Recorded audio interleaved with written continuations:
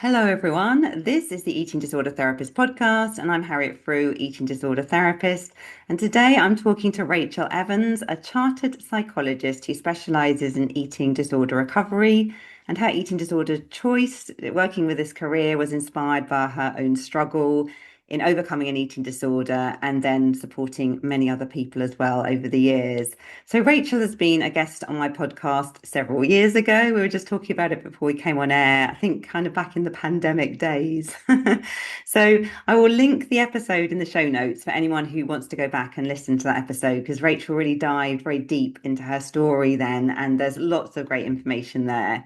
So today, we're going to talk about bulimia. So Rachel is a specialist in bulimia, and I think bulimia is often an eating disorder that's quite misunderstood. People often don't understand many of the nuances and aspects of it, and often perhaps don't identify with that bulimic diagnosis, even though they may have many signs and symptoms, which actually probably warrant getting support and are causing them a lot of distress. So today, Rachel's going to talk about her own experience a little bit and then do a deep dive into bulimia and really give you a comprehensive overview and understanding of this eating disorder much more. So, welcome, Rachel, to the podcast. Thank you for having me. I love talking about bulimia because, like you say, I don't think it gets talked about enough. And I think compared to some other eating disorders, potentially sometimes anorexia does get glamorized, doesn't it? In terms of like people's perception of what it would be like to be anorexic. Obviously, they haven't seen the other side of it, just the thin ideal. So I think, bulimia often gets brushed under the carpet or people are going through it. We'll obviously talk about the behaviors more later, but not recognizing actually this is something that maybe I could get support from because it is starting to take over my life and the various aspects of it. So I love talking about it now. Yeah, well, great to have you here, Rachel. So, could you give us a little bit of an overview of your story? Because you struggled with bulimia and other eating disorders, I believe. Yeah, so bulimia was the eating disorder that was diagnosed. I think there were various other things in there, whether they met the criteria or not. It was very much disordered eating. Started off for me very restrictive, becoming more scared of different foods. This was when I was finishing my undergraduate degree. And I think looking back on it as well, some of the factors involved were like I got a lot of my self-worth from getting good grades and from doing sports. And then suddenly I didn't have those things anymore. So I think that's maybe what kicked. I was on a diet off a diet before that at various times, but it never like stuck, I would say. Whereas then I think when my self-esteem was involved, and I think subconsciously then I transferred it to like, well, I'll be good at what I'm eating then. I'll be good at exercising. But then I think biologically, once you get past a certain point of restricting and over exercising, then I started to be like really anxious if I didn't exercise. And so I was only doing it really to avoid the anxiety I would get if I missed it. And then I feel like you're waking up early to do it. And then your whole life is becoming structured around what you're eating and when, more planning. It was taking up so much more brain room. But I didn't realize it was a problem. I just thought, I'm being really healthy. I've cut out all these foods because they're not healthy. I'm working out in these ways. Then I moved abroad after I finished my master's. So that was kind of going on while I was doing my master's in health psychology. Um, Ironic that I was trying to be healthier, but actually was getting less healthy, but didn't realize. So I think then when I moved abroad, I was actually quite isolated. Like people think, oh, you lived in Singapore. Was it amazing? And I'm like, well, yes, there were really good points. Like I love traveling and I met really nice people, but also I couldn't just go out for brunch because I was really stressed out about the food, for example. Um, so yeah, I was there for 8 months and ended up coming home partly because of the eating disorder as well. My dad had tried to tell me at the time, maybe maybe you're not okay. And in that time, I think I did have a moment of realization, like I've gone to the shop to buy something else to eat more, but then I couldn't like buy it. It just, even though I like knew the calories and I knew what it was, but I just couldn't eat it. But then I was on my own, so I just went back into denial about it again, as you do. And then I came home from that. So I was living with my parents at that point because I didn't have a job to come back to because I'd finished that one early. Then my parents were like, oh, could you come and be a receptionist for us? Because the receptionist left. And so like my parents could really see how much I was struggling. I say I felt depressed. I don't think I had depression. But I think because I wasn't eating enough and because I didn't feel like I have a life purpose and things, I felt like every day is Groundhog Day. I'm just doing all these behaviors to try and avoid being stressed. But I'm still really stressed and I still feel really guilty. And it's just taking over. And also, then when you're not eating enough, I feel like you're just hangry and cold all the time. It was like coming up to winter at that point. I just was not enjoying my life at that point. So I did see a private therapist. Then mostly, I say mostly to complain about my dad because he was so on my case. However, then I think she did help me with the food rules, but then I had extreme hunger. I've only recently like started to think about it as extreme hunger actually. At the time I was like, I'm binge eating. I'm so out of control. There's something wrong with me. I must be broken because I can't stop eating. Like literally waking up in the middle of the night eating and not being able to stop. And that's the point that I started making myself throw up because my logic at the time was like, I don't want to have eaten that food because it doesn't fit my food rules or it's too what I think is too much. So I'll get rid of it. But actually, I'm sure we can come on to this more later. It's not a get out jail free card. It's actually quite dangerous. It's quite damaging to a lot of systems in your body. But at the time, it felt like an obvious solution to me.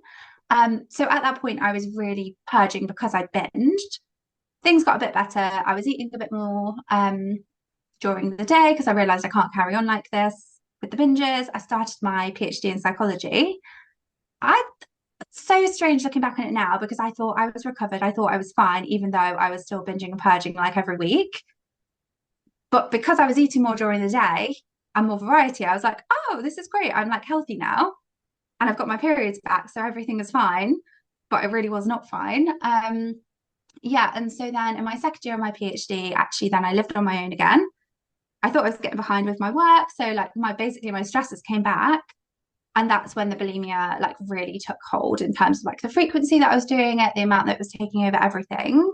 Like my health, it was ruining in holidays because that's like all I could think about on the holiday. Which I would say was then I felt motivated to like recover. And actually I hadn't told anyone about the binging and purging. And I don't think it's something that you can always see. If someone loses weight because of an eating disorder, you might be able to see that and see their behaviors around food. I mean, that could also be something else happening, but you could see it, but they couldn't see the binging and purging. So I think that was the point that was like, I have to tell someone and get support for this because I don't know how to do it myself, even though I have psychology training. That was the medium long version. Yeah, thank you, Rachel, for being just really open and honest, because I think it's always really helpful for the listeners to understand a bit more. And I'm sure many people like watching, listening will really relate. And I guess what really struck me is, like you say, perhaps at the really beginning of the whole journey, that pursuing sort of self-worth after you had used to have gained worth maybe from sport and from academics and stuff, and having that kind of void in your life a little bit, pursuing weight and health and all the rest of it kind of really filled that gap quite nicely almost. And I think that's quite a common thing, isn't it? I don't know if you see that in your practice as well, that people start off perhaps pursuing it as a way to feel better and to gain some achievement. Yeah, I think as well, part of it is like, well, it can be, what's the word I'm looking for? Reinforced by society, I guess. If people think, oh, she's looking healthy, or I really remember as well, like in my first year at uni, I lost some weight because I was doing a lot of training. I was like, I would say I was eating carefully in inverted commas. It wasn't like a whole on diet or restriction, but it wasn't like total food freedom, but it was all right. And I did lose some weight. And I remember people saying to me, oh, you look really good, you've lost weight. And I think that sticks in your mind, doesn't it? And be like, okay, now I've got people's approval because of this. And I think growing up watching films, where the main character had a glow up and suddenly she didn't have glasses and frizzy hair and she looked more put together or whatever. I think I just really internalized all of that. Like I have to look a certain way for people to respect me or for people to like me as well. And I think for me, it was also reinforced in the year that I did my master's. I thought I was dating someone. He obviously didn't think we were dating. And long story short, like I went on a night out with him and his friends. He tried to uninvite me, but I was like, oh, it's fine. Like, I was like so naive. I went to his barbecue and like I baked this banoffee pie to take, and he was trying to uninvite me.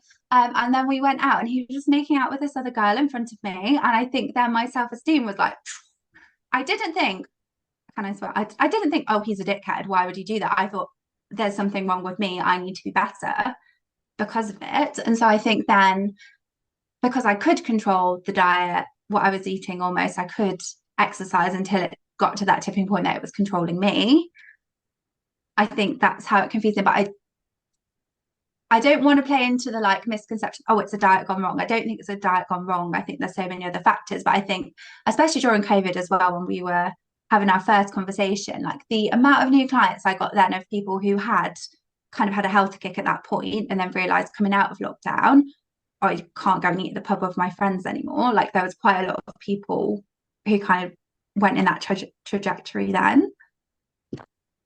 Yeah, no, you're so right. And I think, yeah, it's more complicated, isn't it, than a diet gone wrong, but dieting makes us really vulnerable. But I think you've also picked up on really key bits there about that external validation from other people. I mean, we're tribal animals, humans, aren't we? We want to fit in. And it is really nice, isn't it? If you're feeling a little bit insecure, which many of us are many times, actually having that validation can make us feel really good. We feel we have to sort of sustain it. And yeah, that can be something to really follow, can't it? And also, I think the part about with your relationship, which kind of wasn't a relationship that you realized, but I guess that was really difficult, wasn't it? And probably brought up some really difficult feelings. And the eating disorder was something that you could control, maybe, and focus on, which was a bit of a life raft or helped you at the time.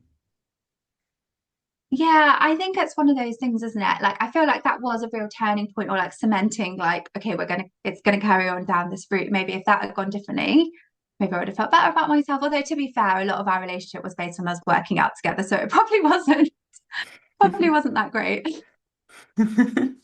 Sure. And I thought really helpful as well, where you talked about perhaps how you were sort of very strict with your food and then it kind of merged into bulimia and sort of being extremely hungry, having those big, so well, not binges, you're responding to your extreme hunger, but then feeling like, oh my God, this is a binge, and then feeling terrified and having to get rid of it. And I had a very similar experience of that and then was stuck in that bulimic cycle for such a long time because of I would always try to negate the extreme hunger with more restriction and then have another overeating episode. And yeah, is that something you really relate to? Yeah, I think as well, something that when I was saying that first, but I meant to say later and then forgot to come back to, was there was also a point that it changed from me from that extreme hunger and like the response I'm throwing up because I binged to like actually then the binging and purging had a different role in my life in terms of like relieving stress. I think I'd learned different associations with that behavior. So then as I was going along in my PhD, actually, I didn't realize until later, and I did have a couple of therapy sessions with the NHS and decided not to continue on that route. But it was really helpful because she helped me realize like what are the other rewards or reinforcements or like benefits that I was getting from the binges and throwing up, which I hadn't actually realized before. I was like, this is horrible. I want to stop it. But actually, do you know all the time you're planning it? Like, I didn't have to think about being stressed about my PhD. I'd kind of got into this pattern just to be really blunt and open about it. Um, you can edit out if you want, but I think other people might relate. Before, I kind of had this rule I'd only do it in the evening. That was like the cutoff. But then I feel like then I did it before dinner once, and that boundary was like broken. And then once I was in the office and I was like, I'll go home for lunch. There's this new place that's open that I really want to try it, but it felt out of my comfort zone. So I had it and I tried it, but then I felt so bad about it that then I made myself sick. But it's almost like that broke the barrier then to, oh, you can do it at lunchtime now. So then I got into the habit of going home at lunch purposefully that I knew I wasn't going to keep my lunch down. That's just what was going to happen the whole afternoon. And then I don't know if other people have the experience of kind of being stuck in the cycle, like when you do it once and then you will do it multiple times in the same day, like rounds, I don't even know what to call them. But I realized this is actually avoidance. I'm avoiding going back to uni in the afternoon because it's stressing me out so much. And it's like at the time, I couldn't just be like, well, I'm just not going to go back. Like that would feel horrific to me. Like I feel like I have had a lot of beliefs about, you have to show up, you have to try as hard as possible to do it. So I've realized I was kind of giving myself an excuse without realizing it. But then also at that point, something tipped that I was only eating more so I could throw up. because I didn't realize actually the throwing up gives you endorphins. So I was like, well, what's wrong with me? Why do I want to make myself throw up? But it's giving you that release, that relief. I also would learn positive associations with that, which just seemed so odd that my life was then being controlled by doing this behavior. And like I say, it was taking up so much mental space. But I feel like for me, or like doing it in certain places as well, once that boundary had been broken. And then I think I started to worry myself that it felt quite contained in the beginning, but then I was breaking all these walls that I didn't realize I had around it, that it was spreading out more into other areas. And I was like, right, okay, I think I need to get a handle on this now because I didn't really know where it was going to end.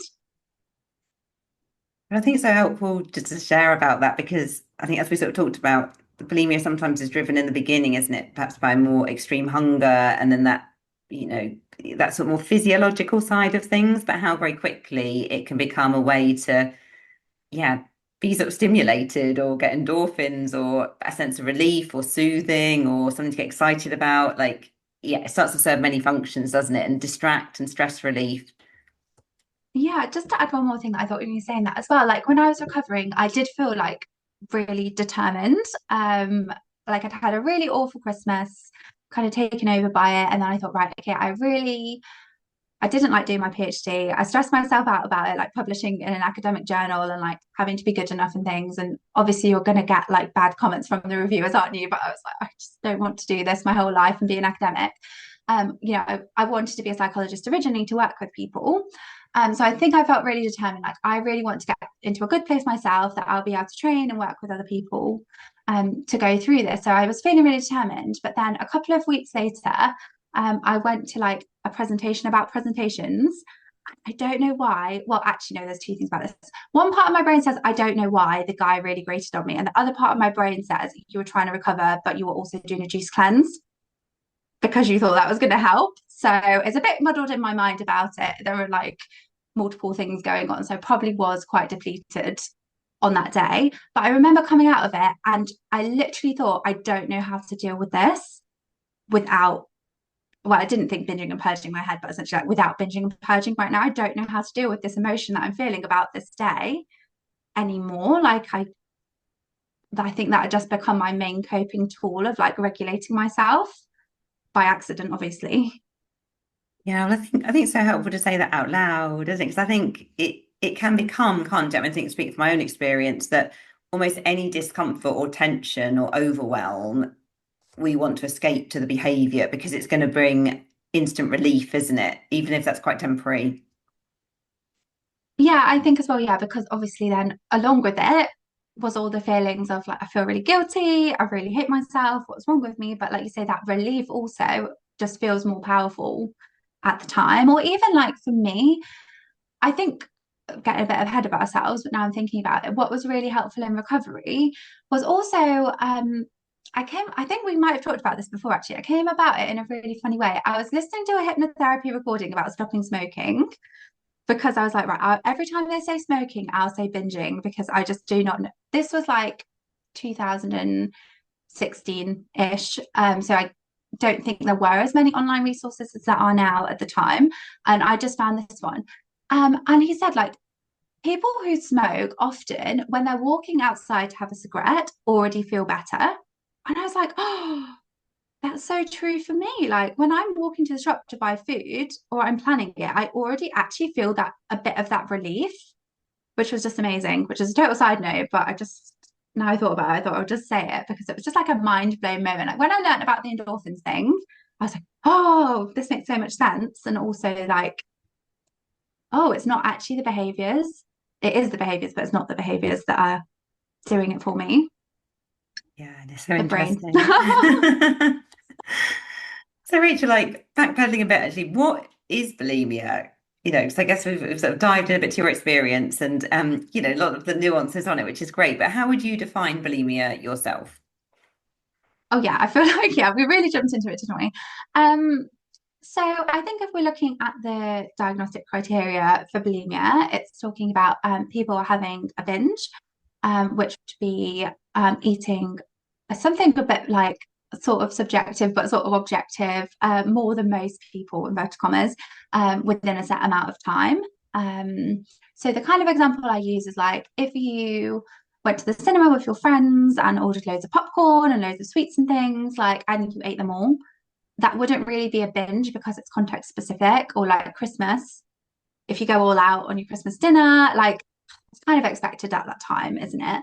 Whereas maybe if you were doing those things at home, it might be classified as a binge, because also with binge comes along with like potentially like eating in secret, you're eating really fast, you might be feeling guilty about it. Like kind of eating past the point of hunger, but then you're still eating with it. And sometimes I think it can feel very automatic. You've gone through it before you even realize what you're doing. So that was one point. And then inappropriate compensatory methods. So that's what we were talking about, making yourself throw up, taking laxatives, like fasting, diuretics, so things like that. And I guess they're called inappropriate because of the amount of damage that these things can do to your body if you're using them. Some of them even once, or also exercise. But like longer term, you think it's balancing it out, but actually it comes with its own risks as well. And I don't know about your experience or working with clients. I think it escalates and kind of gets more extreme when you don't get what you want from that way that you've been coping. Maybe first it was you were trying to balance it out with exercise, and then that doesn't seem to be working. So then people add something else into the mix, or you manage to drop one of them, but something else comes in its place because you've not addressed the underlying factors. Also with bulimia, I can't remember the exact words of the definition now, but it's like you're placing a lot of importance on your weight and shape as well. So these behaviors are often driven by the effect you think it's going to have on your weight and shape. Although, as I was talking earlier about the nuance, it can kind of turn a corner in that it's not actually related to that so much anymore. So I think the definition is helpful, but I also think it's hard for people to recognize themselves in that, or like for other people to understand what it's like to live with those thoughts or those behaviors. Yeah, no, thank you. And could you talk a little bit about perhaps how we get into the cycle of repeating these behaviors? Yes, this is my big thing at the minute that I'm banging my drum about. In terms of what I was saying, like you think that compensating is a get out of jail free card, but actually I think it can also lead to the cycle repeating, especially if you're doing something like fasting after you've had a binge. Like, of course, you're going to be really hungry. Like your blood sugar might be low when you start eating. If you've come across like intuitive eating and the hunger fullness scale, and almost the idea that if the pendulum's gone quite far one way and you're really hungry, and maybe your like hunger is like a 2 out of 10, 10 out of 10 will be stuffed full, on the scale of 1 to 10. Like it's easier for you to swing into being overfull or eating really fast because you are hungry and you're responding to that. And then I think often if you have a history of binging, that can almost trigger the binge itself. Once you started eating fast, then you kind of just carry on, or maybe the psychology comes into it and you think, oh, I've really blown it now. Why I've eaten too much. I might as well just keep going. Then those foods won't be in my house. Okay, now I've eaten too much. Now I need to undo it. And it kind of carries on. With the vomiting as well, I think when we think it's a get out of jail free card, then why wouldn't you not do it if you have that belief about it? And then you just think, well, I'll just do it next time. It doesn't really matter if I binge because I'll just, outweigh it. And I think in terms of laxatives as well. This is totally random in terms of this conversation, but it's just popped into my head because I do think I've actually missed this out quite a lot. In terms of how actually the purging can be a punishment as well for the binge. In my experience, it was quite a reward. I guess that's why I talk about it more in terms of a reward. Not like a good reward, but how your brain learns about a reward. But actually sometimes people are like, oh, I feel so bad for having that binge that now actually I want the pain of, the laxatives, or I want the pain of making myself vomit or something like that. So that's just total side note. But yeah, I think so physiologically, I think we can be seeking that reward. And so, like I said, then I was binging so I could get the reward of the purge, or we just think, well, it doesn't matter. I'll just carry on as I am until potentially your body gives you some sign that you can't carry on how you are. I don't know if there's anything you want to add to that.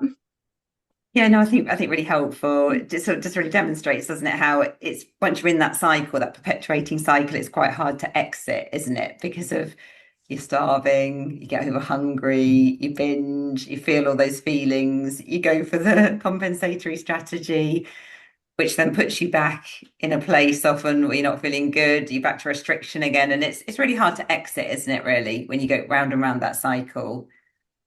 I think the other part of it is as well, if you have broken the cycle for, I think we're talking now where maybe people are doing it every day or every week, but say you have gone months, but then I think there can be other triggers to the binge, like what I was talking about in my example of like, oh, I don't know how to deal with this day without that. So it's like you can be stuck in the cycle for the physiology and psychology repeating it, but then also there's other things that can trigger you to get back into that cycle again.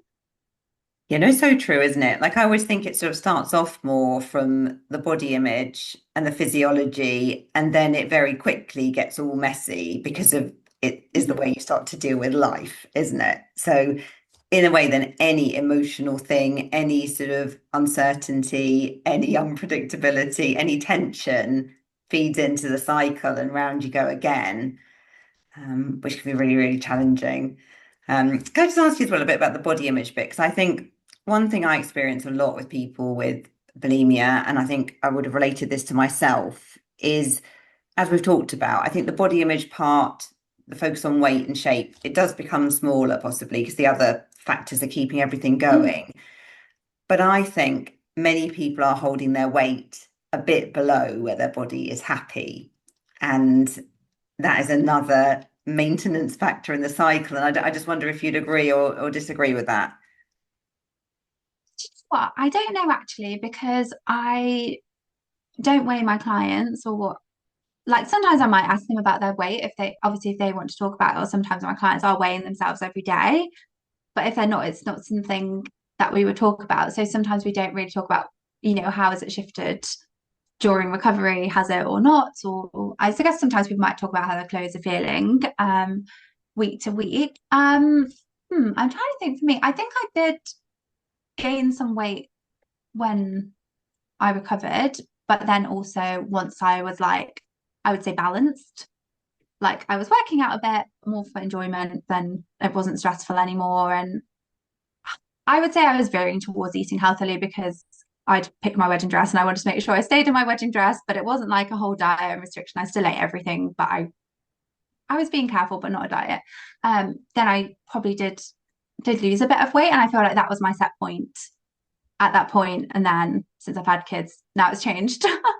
Now it's changed again, and that is what it is. So I think people can. I think people can be under their set point, depending on because I think the other thing is as well, when you talk to clients and they're actually throwing up every meal, and then you think, well, does this fit the definition of bulimia? Is this something else? Like, I mean, I work with clients on their behavior, so it doesn't really matter what label we would put to it, but I think it probably depends how often it's happening and what they're eating between as well. Because actually, when you're compensating, you're not really getting rid of all the food anyway. Like, I know I felt like the best purger in the world, but I think physiologically you're not getting rid of it. It's already being digested at that point. And with laxatives as well, it's already been digested in your digestive system before it's coming out the other end. And exercise, I don't think we can burn off everything. So I think people think it's more effective, but then like you say, if people are restricting or doing other behaviors, maybe they are below what their body would be happy with. But then also on top of that, I think, people can get edema, which is like swelling and the water weight, which I think confuses it anymore and can make people quite stressed when they stop purging by like vomiting because suddenly they're like, oh, my weight's gone up. Like, I think that can be quite tricky for people to deal with. Yeah, no, so true. And I think perhaps the really important thing to say as well is I think when I'm making that kind of comment about sometimes people holding their set point lower, is not true for everyone because of, I guess, what's really important message as well is that you can have bulimia in all shapes and sizes and weights, and Mm. it's not a visible thing, is it? So I guess just to really validate that, really, you can have it in any body, can't you? Um, Yeah, absolutely. I think that's obviously the misconceptions about eating disorders, or even if people are restricting, actually you can be at a higher body weight, even if you're restricting and your body is not happy in terms of like physiological markers, but maybe you actually haven't lost weight by all the behaviors that you're doing, which probably feeds into it more, doesn't it? And then you're trying even harder with those behaviors. Yeah, no, so true. So, Rachel, it's quite a big topic in terms of like what's really helpful for people in recovery.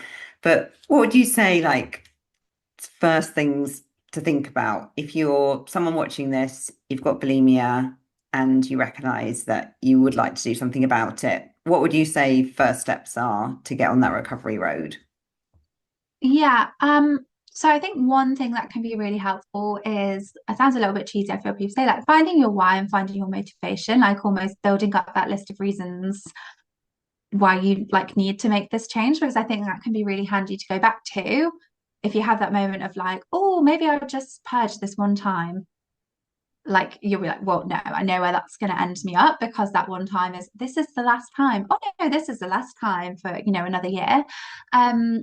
And then I think in terms of recovery, um, I don't think there's like an A, B, and C. I'm veering more towards now, and like I'm doing a series, which is going to be more about helping people find out what's working for them. Because I think all the time people are like, go for a walk, read a book, like as a distraction when that urge hits. Like it's not really that useful. I think the amount of people that can actually implement that is very low. But I'm trying to help people like, okay, let's think about your habit loop. What are the triggers? What are How is it being reinforced? What is the role of the binging and purging for you? Like we were saying, is it like stress relief? Is it the punishment? Like what is going on there? Which I guess people might have picked up on already when we've been talking. And then in terms of like, okay, so how could you intervene to reduce the triggers? Because there are some things that we can change about our lives. Like, if you have a friend who's always saying stuff that really sets you off, maybe like putting a bit of distance from that friend, but maybe you're like, oh, I absolutely cannot not see my friend, or I absolutely cannot go to work when people are making all these comments about body image. So okay, in that case, is there any things that you can do to lessen the impact of that? Or if you can't avoid that trigger as well, like, okay, when you get that urge, well, there's two things here. I think one, sometimes I think it's so automatic that you don't know when you've had the urge and you've just done it. In which case, I'd say look more at like, okay, what is happening after? How could you set yourself up not to keep in the cycle in terms of like having breakfast if you've binged and that sort of that aftercare section. But if you do have that awareness before it's going to happen, you're like, oh, I'm having that urge. I'm already like walking to the shop, but I want to intervene. I think it's like, okay, what are the other things that you could do now that might in some way also give you that reward? It might not feel as amazing as the binge and purge, might not hit the spot as much, in a weird way to phrase it. But if you can start to look at those things, and also I feel like when people find something that works for them and it's come from them, it's way more effective. Because actually, for me, when I realized the binging purging then is about avoidance, I was like, actually, do you know what? I'm not going to go back to university in the afternoon. I'm going to read a book. Kind of like pop psychology books, like about habits, but just, for regular people to read, like not psychology students. I was like, this is kind of work, but it's not work. It actually worked. Like I could actually read it. Whereas when I tried to read a book before, I was just looking at the words and thinking, oh, I've got biscuits in the cupboard. But I wasn't actually reading the words. But when I found it for myself, and like my clients, some of the things you would think, oh, that is really simple, that is never going to work. Even things like coming home from work and lighting a candle and, just changing the atmosphere are actually really, really impactful. Whereas if I just told someone, light a candle when you come home from work, they're going to be like, well, this is stupid. It's not going to work, is it? Whereas I feel like when you find out it yourself for reasons that you understand, then it just works in a different way. I'm not sure if you find that with clients as well. Yeah, and I think it's so true, isn't it, about leaning into your own wisdom and trusting yourself and developing your own strategies because it is a bit different for everyone. But it sounds like for you, like you're talking really about first, perhaps with people really working on motivation and having a good why. And then it sounds like the second piece is a lot about self-awareness, starting to like have that bird's eye view down onto your life, be much more aware of like what are my triggers, when's this happening, and then when you have that awareness, you can start to interrupt it, can't you? And I suppose it's important to say, isn't it, that sometimes it can take a bit of time. Self-awareness doesn't automatically mean, I can change this tomorrow. It's going to take a bit of time, isn't it, to really understand what's going on and to kind of have space between what's happening and the response. Yeah, definitely. And I think as well, if we think about a habit loop, actually, even if you can delay the binge or you're delaying the purge, you're still working to like weaken that habit, the strength of that habit loop. So I think that is really important. And just to say, like, I'm suggesting this because I feel like that's something that people can do at home.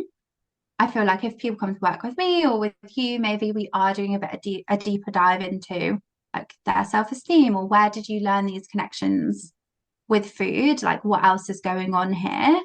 But I guess with that self-awareness piece, I guess that might come in as well, um, for people, but maybe they don't want to explore that on their own. So I was trying to give more practical, like, look, this is something that you can do, like even write it down if you're confused, like this is what happened today, and then this is what happened, and here's how I responded, and see if there's a pattern over time. But it might be that you notice, okay, there is other stuff going on here that maybe you need a different resource to help with.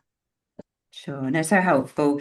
And I guess the really important bit that we need to mention as well is regular eating, because in a way, you can be doing all the self-awareness stuff, have this great, big, amazing vision board, but if you are starving hungry and your blood sugar's on the floor, it's quite difficult, isn't it, to interrupt these cycles? Yeah, I think so. And I think as well, now we are can just be bombarded on social media with like what people are eating. And like I never went onto TikTok because I don't need it in my life. But I think Skinny Talk, from what I've heard of it, is just horrendous, for promoting disordered eating, but under the guise of being healthy, or sometimes not even that, sometimes just really blatantly. Um, I think often we can have the perception that a certain amount of food should be enough for us and like, well, why can't I function on this? But if you're already restricted, you're already depleted, you're probably going to need more to get to a place when your body does feel like it can trust you and you feel like you can trust your body and then start to maybe get in touch with your hunger and fullness signals a bit more. So, like, I do think the regular eating is a really key piece in the beginning. Yeah, no, absolutely. So, Rachel, if people are watching this and they want to reach out to you and work with you on their bulimia or as other eating disorders, can you just say a bit about the help you provide and where to find you? Yes. So confusingly, I think we said this before. My website is eatingdisordertherapist.co.uk. Your podcast is obviously called Eating Disorder Therapist. But yeah, and then my Instagram is rachel.evans.phd. So I work a little bit different to some therapists in that people sign up to work with me for 3 months or 6 months. So I feel like we're really committing to that recovery journey rather than like, let me just have one session here, one session there, because I think it does take time to build up a relationship, get to know somebody. But then within that, the first session is typically like 3 hours. Where like I kind of work with people who are like, I really want to have got going like last week. I don't want to be tiptoeing around this for a few months. Like, let's get into it. So in that session, we try and cover a lot of the like what is going on here in your habit cycle, like where are the places that we can start to intervene, like practical tips. Also, we didn't mention before, but looking like what is it that you actually want? Like in the future, like what is that going to look like for you, building up that vision? Because I think sometimes if you don't know where you're going, then how do you know how to get there with that? Like, when we were just talking about more intuitive eating, actually, some people want that, some people never want that. So, like, what is it, the person's goals? And then, yeah, I guess week to week it is quite adaptive. It's not a set like we're doing A, we're doing B, we're doing C. It's really trying to balance the like what is going on here and now with where did this come from? Let's start to have a look at that to change, the underlying beliefs here, through various tools, like hypnotherapy. I do emotional freedom technique, which is like the tapping, um, life coaching, like all sorts of things, which I feel like communication is the key. Trying to draw them together and see what's important for the person that week, and just I don't know if you find it hard to describe what you do because it's kind of juggling lots of balls at the same time until they drop into place that the person's like, oh, actually things do feel easier going forwards now. So really the easiest way I call it is like a multi-dimensional approach. that we're trying to look at, all the things we talked about today, physiology, mindset, all the nervous system, everything going on. And I think my goal is really to help people feel more equipped for the future. So if those situations that would have been an old trigger come up, like they would know how to deal with them differently next time, because I don't think recovery is like, especially early in recovery, never having an old thought again. But I think it's knowing, okay, when these come up, how am I going to deal with them? That they get less and less and less, and then don't bother me anymore. Yeah, no, thank you for talking us through that. And I agree with you. I find it's quite hard to explain sometimes, isn't it, exactly how we work? Because I think I, like you, really have a sort of framework of how I work, but it's quite intuitive, isn't it, in terms of Mhm. what the client's bringing you that week and what you need to work on. And but often through the whole process, you're weaving all the different parts into the therapy. Yeah, because sometimes people are like, oh, how do you work with people on self-esteem? Or how do you work with people on this one? I'm like, well, it was in that conversation there, that conversation over there. It's not just one, right, we're going to knock this ball off the park today. It's all integrated. Yeah. Yeah, that's so true. Well, thank you so much, Rachel, for being a guest on the Eating Disorder Therapist podcast. Really appreciate you coming back. So, Rachel's details will all be in the show notes. Plus, I'll also link to her previous episode. So, do go and have a listen. And thank you so much for watching and listening today. And yeah, I shall be sharing another episode very soon, and there are more guests coming.